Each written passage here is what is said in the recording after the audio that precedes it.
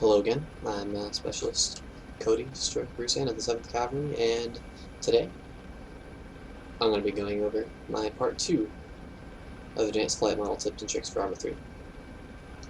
So, as you can see, I'm in the U-860 Blackhawk that I was in for the last video. And today, we're going to be building on what we learned last time. So after we take off, which I'll do right now, I'm just going to be working on level flight. So, take off.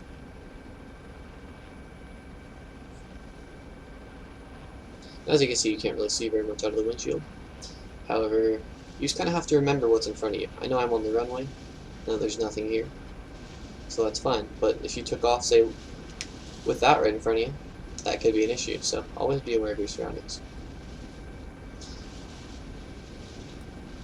Now, today, we're going to be going over different flight profiles. So, first things first, safety. I always like to have my flares, which are in the top right, you see, and they say semi 168. I like to have them on burst, personally, because I don't want to be sitting there mashing a button with, while I'm trying to land the helicopter or fly the helicopter with 12 troops in the back of the thing. I don't care how many flares I waste, I'd rather not get hit by a missile. Now, if you're trying to conserve flares, it switches to semi. So the way you do that is Control and C. At the same time, it switches it. So, there we go. Now, we're going to be working on a very, very short video here. It's just going to be going over level flight. So, when we fly, here in the 7th Cavalry, we like to keep something called masking flight, which is, it can be anything. It can be hiding behind terrain, behind these trees here. It could be behind the hills. It could even be up in the clouds or up so high that the enemy is not in range of you. Masking flight is essentially anything that prevents the enemy from being able to effectively hit you. So what I just did right there was fly over a city. That's a big no-no. Never fly over cities, and a good crew chief will take steps to avoid that.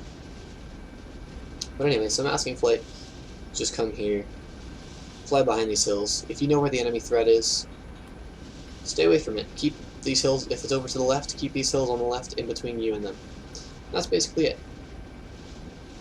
But something I am going to go over, it's a little more technical, but not very difficult to learn.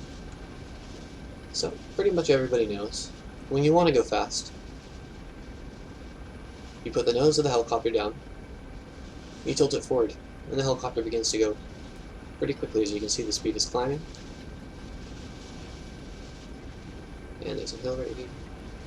But, just try to do this and keep the helicopter as level as you can. You see right there, the second gauge from the right on the bottom is your vertical speed indicator. Now that tells you how much your airspeed or your altitude is changing. So right now it's at -5. That means I'm descending at 5 meters per second. Now 2 meters per second, and now I'm level, and even ascending. So if I want to slow down and keep the same altitude, instead of tilting the nose forward and raising the collective, I want to tilt the nose back and lower the collective. As you can see, the vertical speed indicator is just about at 0, but I'm slowing down steadily. This is really good if you're coming in for a landing. I can't stress this enough. New pilots oftentimes come to a landing zone, go up really high, and expose themselves to enemy fire. This can be bad for a number of reasons. First reason being, you're very possibly going to get hit by enemy fire. Second reason, it's really slow, and you might, you could miss the LZ. There's all sorts of things that can happen. If you have to come land straight down, you could land on top of something that you didn't see. So let's go over this one more time, but here we'll do it in third person.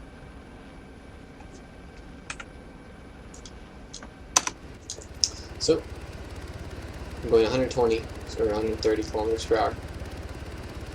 I'll get over this hill right here. Now, if I want to gain speed, tilt the nose down, and to prevent myself from losing altitude, collective up. And as you can see, we're gaining speed, and we're at a level flight profile here. Now, if I want to lose speed, nose up, collective down.